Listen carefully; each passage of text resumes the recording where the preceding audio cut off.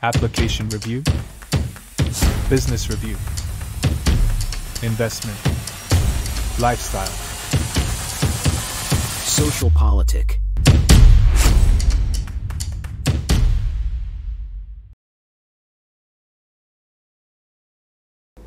Halo Bapak Ibu, saudara-saudari sekalian, lovers and haters. Salam cerdas Indonesiaku. Jumpa lagi kita pada kesempatan kali ini. Bagi Anda yang belum subscribe channel saya, silakan subscribe channel saya.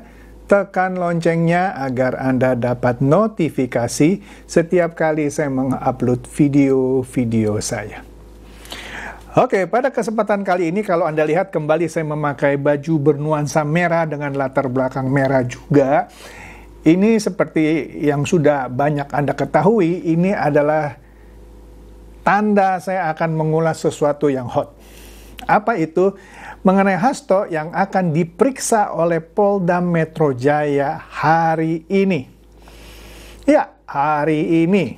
Ya, oke deh. Supaya jangan berlama-lama, langsung aja deh ya, karena ini hot banget nih ya. Kita lihat dari berita kemarin nih, dari kata data Co.id. Ini berita kemarin ya, disebutkan bahwa Hasto PDIP diperiksa Polda Metro Jaya besok. Hari ini maksudnya ya. Kasus apa? Nah, ini dia nih. Nah, panjang lah ya. Nah, ini saya kutip-kutip yang penting-penting aja nih ya, karena ada di beberapa media. Nah, nanti Anda rangkumkan sendiri. Makanya selalu kalau nonton video saya jangan di skip ya. Nah, di sini Hasto komplain lah, tanda kutip gitu ya, bilang apa? Pasti ada orderan untuk mengundang saya, maksudnya untuk periksa dia gitu ya. Karena saya maksudnya gitu ya, bersikap kritis. Gini loh toh, bedakan orang bersikap kritis sama orang yang suka melempar isu-isu yang cenderung hoax gitu. Nggak benar. Ya, nanti diuji lah ya, kita lihat ya. Dia bilang ini karena saya kritis, mempersoalkan kecurangan pemilu. Padahal kita sudah tahu ya, di proses MK, nggak terbukti itu kecurangan yang dituduhkan. Oke? Kemudian, ia sendiri mengaku akan datang hanya bersama kuasa hukumnya. Hasto meminta pengurus Dewan Pimpinan Cabang PDIP untuk tidak perlu datang ke Polda Metro Jaya besok. Ya memang yang dipanggil Hasto. Ngapain pengurus DPC itu harus datang? Oh mungkin mau unjuk rasa kali ya. Jadi dilarang. Ya bagus juga ya gitu ya. Oke deh. Di sini dikatakan Hasto dipanggil kepolisian untuk pemeriksaan dugaan tindak pidana penghasutan dan atau menyebarkan informasi elektronik dan atau dokumen elektronik yang memuat pemberitaan bohong yang menimbulkan kerusuhan di masyarakat. Aduh, serius ini. Baru kali ini Hasto akhirnya dilaporkan terkait dengan pelanggaran Undang-Undang ITE. Ini pastinya Undang-Undang ITE. Ini kita lihatlah. Nah ini dia nih. Hal ini termaktub dalam pasal 160 KUHP dan atau pasal 28 ayat 3 junto pasal 45A ayat 3 Undang-Undang Nomor 1 Tahun 2024 tentang perubahan kedua atas Undang-Undang Nomor 11 Tahun 2008 tentang informasi dan transaksi elektronik yang lebih populernya disingkat Undang-Undang ITE. Astaga, berat ini hukumannya, bisa 6 tahun penjara ini. Aduh. Nah, pelapornya adalah Hendra dan Bayu Setiawan. Ya, dilaporkan di Sentra Pelayanan Kepolisian Terpadu SPKT Polda Metro Jaya. Maka dari itu, dia dipanggil hari ini untuk diperiksa di Polda Metro Jaya. Nah, kemudian di berita di Tribun Medan, sama lah kira-kira ya, Sekjen PDIP Hasto pastikan hadir. Iya, hadir dong toh, bagus toh. Untuk menghadiri pemeriksaan di Polda Metro Jaya besok, maksudnya hari ini ya. Dikatakan berikut kasusnya. Aduh. Nah, saya kutip juga sebagian di sini. Dia merasa heran karena yang dipersoalkan adalah wawancara dia dengan salah satu media yaitu SCTV. Bukan soal wawancaranya toh, isi wawancaranya yang dianggap lu menyulut keresahan sehingga tanda kutip kerusuhan tadi kan di berita sebelumnya di masyarakat. Di sini disambung lagi oleh dia, katanya wawancara dengan stasiun televisi itu merupakan salah satu bentuk fungsi partai dalam melakukan pendidikan politik.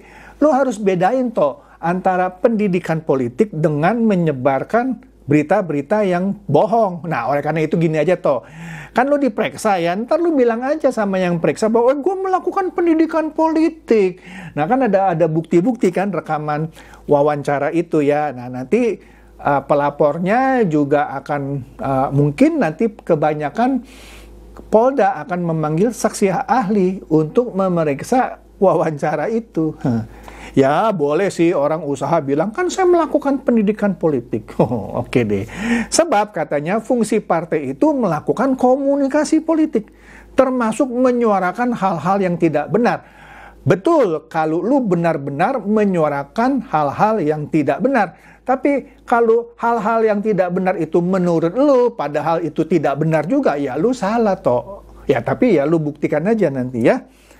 Maka ya saya akan hadir sebagai bagian dari tanggung jawab saya dan sekaligus meluruskan agar hukum tidak digunakan sebagai alat kekuasaan. Masih aja nuduh bahwa dia dipanggil seakan-akan hukum itu dipakai sebagai alat kekuasaan. Wih, oke deh. Jadi katanya di sini dia menghormati institusi Polri yang memanggilnya. Aduh, namun ia menyarankan Polri untuk meneladani kehidupan mantan Kapolri Jenderal Sugeng Imam Santoso.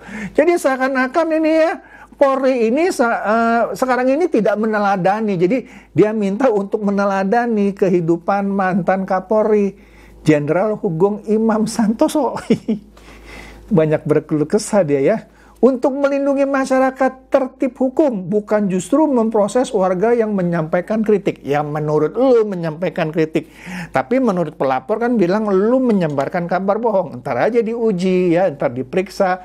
Kalau perlu naik ke pengadilan, di sidang gitu ya. Lanjut katanya dia akan datang dan menghimbau seluruh kader partai tetap tenang katanya ya. Anggota dan simpatisan tenang ya.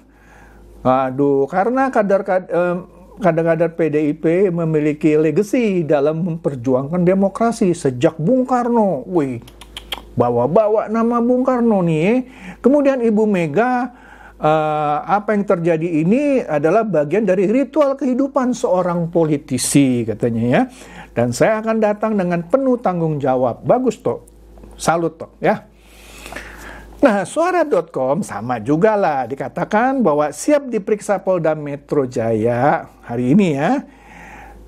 Hasto kaget katanya. Kaget nih, koar-koar kecurangan pemilu malah berujung ke polisi. Ya, kalau koar-koar lu mengenai kecurangan pemilu dapat lu buktikan, itu fakta. Tapi kalau tidak bisa dibuktikan, maka orang akan melaporkan lu melakukan penyebaran kabar bohong. Sederhana toh ya. Oke. Nah, kemudian di jpnn.com soal yang Hasto dipanggil Polda Metro Jaya, Hasto bilang ini pasti ada orderan. Ada yang nyuruh nih manggil-manggil gue. Oke deh.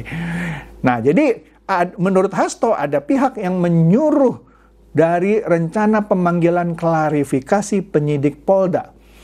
Nggak ada yang nyuruh toh, kalau Anda baca beritanya itu laporan masyarakat. Wah, tapi dia bilang ada yang nyuruh. Ya. Kemudian dia menyebut suruhan karena sebelumnya dia selalu kritis, maka ada yang disuruh. Wah, mungkin yang pelapor itu disuruh sama siapa? Sama Jokowi, sama Pak Prabowo. Yang jelas dong toh, langsung aja sebut toh, ya. Pasti ada orderan untuk mengundang saya karena bersikap kritis. Wih. Jadi dia juga ngaku heran kenapa pernyataannya dipersoalkan. Ya ntar lu terangin aja, lu komplain dong. Kenapa pernyataan saya dipersoalkan? Saya kan membongkar kecurangan. Membongkar tapi nggak terbukti gitu ya. Berarti bukan membongkar dong, itu cuma dihembus-hembuskan ya. Udah deh, nanti lu ini aja lu klarifikasi dah di Polda gitu ya.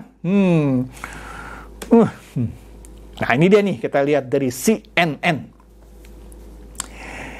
Ternyata ya tadi sudah adalah ya sedikit-sedikit nyinggung-nyinggung. Dia dilaporkan karena wawancara TV ya. Oleh karena itu dia harus ke Polda Metro Jaya. Dia akan ya samalah memenuhi undangan ya. Karena wawancaranya di sebuah stasiun TV. Ya kalau Anda lihat di berita lain mungkin tadi juga disebut ya di SCTV. Saya lagi nyari-nyari ya. Apa gitu isi wawancaranya. Tapi buat besok-besok deh ya. Itu akan menarik. Apalagi kan besok dia akan diperiksa. Besok hari ini maksudnya. Ini kan berita kemarin ya. Pasti beritanya akan seru juga nanti ya. Ya, jadi di sini sama dia bilang kan fungsi partai untuk melakukan komunikasi politik, menyuarakan hal-hal yang tidak benar ya seperti tadi gitu ya. Nah, dia tetap bilang ini ada orderan karena saya selalu bersikap kritis. Waduh. Jadi di sini disebutkan juga undang-undang pasal KUHP dan undang-undang ITE ya yang diduga dilanggar oleh dia ya karena menyebarkan informasi bohong yang menimbulkan kerusuhan di masyarakat. Iya dah gara-gara dia ngomong itu kan banyak tuh antar buzzer ribut, antar simpatisan ribut, curang lu enggak. Itu mungkin maksudnya. Nah, VOI ini disebutkan ada 2 laporan polisi yang menjadi dasar pemeriksaan Sekjen PDIP ini, yaitu Hasto ya. Nah, jadi katanya di sini berdasarkan surat undangan klarifikasi yang beredar, ternyata surat undangan untuk dia datang memberikan klarifikasi itu beredar. Nomornya itulah tuh B-24-24-2024-Ditreskrimum tertanggal 29 Mei. Iya, pemeriksaan terhadap Hasto ini karena ada 2 laporan polisi atau LP ya.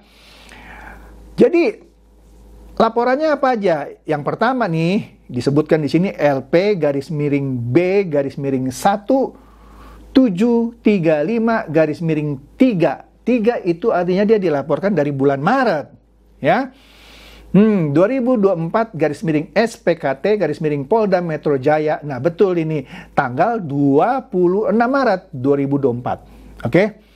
Dan laporan kedua itu LP-nya nomornya LP-B-1812-3 artinya di bulan Maret juga.